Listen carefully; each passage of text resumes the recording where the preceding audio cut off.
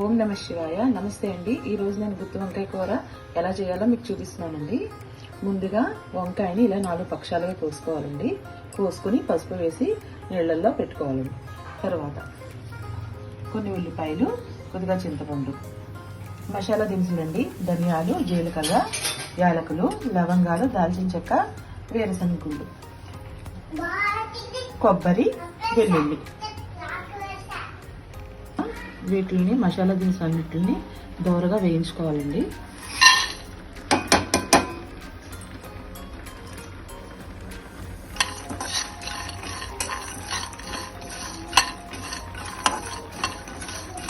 చూసారు కదండి, దోరగా వేగిపోయి మసాలా దినుసులు అన్నీ కూడా దోరగా వేగిపోయి వీటిని ఒక ప్లేట్లో తీసేసుకోవాలండి.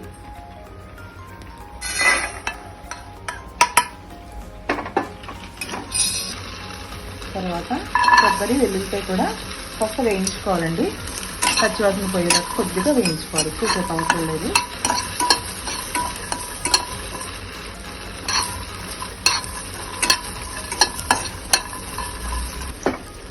వేగిన దీన్ని కూడా ఒక పళ్ళెల్లోకి టర్న్ చేసేసుకోవాలండి.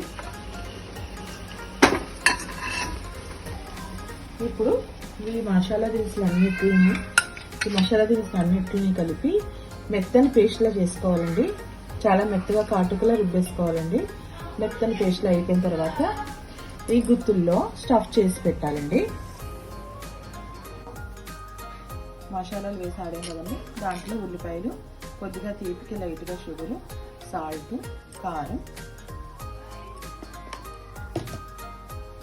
అలా కొద్దిగా గరం మసాలా వేసి మెత్తని పేస్ట్లో చేసేసుకోవాలండి.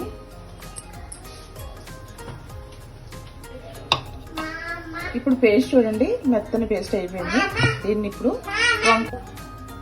దీన్ని వంకాయల్లోకి ఇలా తీసుకుని స్టఫ్ చేసుకోవాలండి. ఇలాగా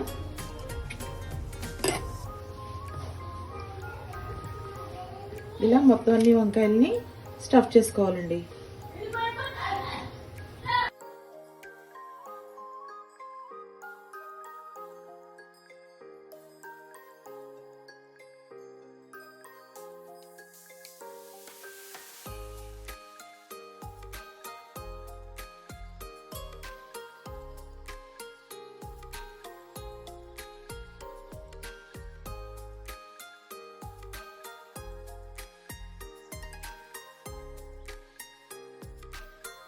బండి పెట్టాలండి.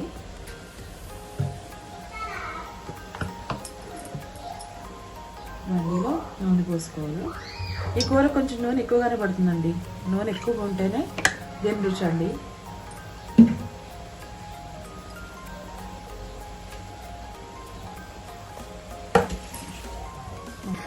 ఇప్పుడు కాగిన నూనెలో వంకాయల్ని మొత్తం అన్ని వేసేసుకోవాలండి.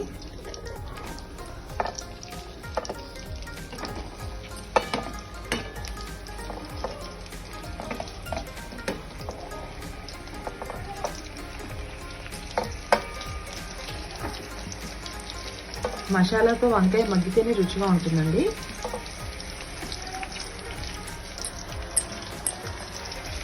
తర్వాత మిగిలిన మసాలా పేస్ట్ ఉంది కదండి, అది కూడా ఈ వంకాయల్లో వేసేసుకోవాలండి.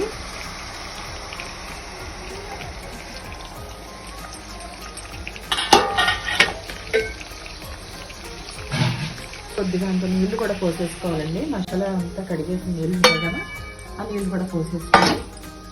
ఇప్పుడు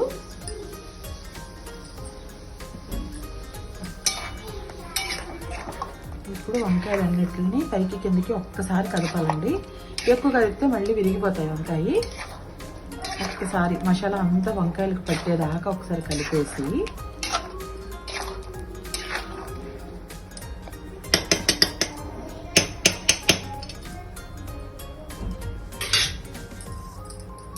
వంకాయ అంతా కలిసిపోయింది కదండి. కలిసిపోయిన తర్వాత ఇప్పుడు స్టవ్ని లో టు మీడియం ఫ్లేమ్లో పెట్టుకుని దానిపైన ఇలా వెడల్పుగా ఉన్న కంచాన్ని పెట్టుకుని దాంట్లో పైన ఇలా నీళ్లు పోసుకోవాలండి. ఇలా నీళ్లు పోసుకోవడం వల్ల కూర అడుగు పట్టదు.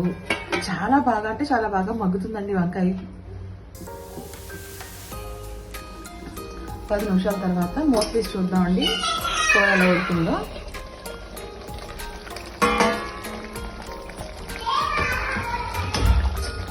చూసారా నూనె అంతా పైకి తేలిపోయి కూర రెడీ అయిపోయింది. చూసారా ఎంత బాగుందో. అంతే అండి, ఇది ఇంకా సర్వ్ చేసేసుకోవడమే. బాగుంది కదా, మీ అందరికీ నచ్చిందా గుత్తి వంకాయ కూర? ఇలా నూనె పైకి తేలిపోతే కూర మగ్గిపోయినట్టు అండి, పూర్తి అయిపోయింది. ఎంతో రుచిగా ఎంతో ఆనందంగా ఉంటుందండి, కడుపుకి చాలా హాయిగా ఉంటుంది గుత్తి వంకాయ కూర. మీ అందరికీ నచ్చినట్లయితే లైక్ చేయండి, షేర్ చేయండి, సబ్స్క్రైబ్ చేయండి. నమః శివాయ. ఉంటానండి.